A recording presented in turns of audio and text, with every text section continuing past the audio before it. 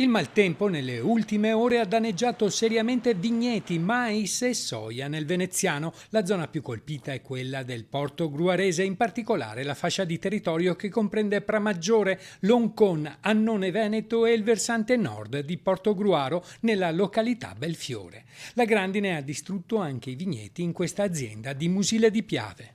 Alle 9 di ieri sera abbiamo avuto la tempestata che è durata circa un 15 minuti, 20 e praticamente abbiamo perso tutto quanto. Come puoi vedere, cioè, i danni sono superiori al 50-60%, si parlerà di un 70%. Siete assicurati? No, non siamo assicurati perché avevo assicurato negli anni scorsi, però siccome i costi sono talmente eccessivi, quest'anno ho detto proviamo a non assicurarci e difatti è capitato come nel 2007 che abbiamo perso tutto.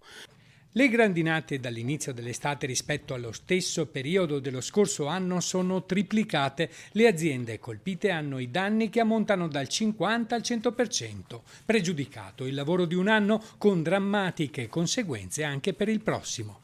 La situazione è catastrofica, siamo sempre succubi di un meteo che non ci lascia scampo.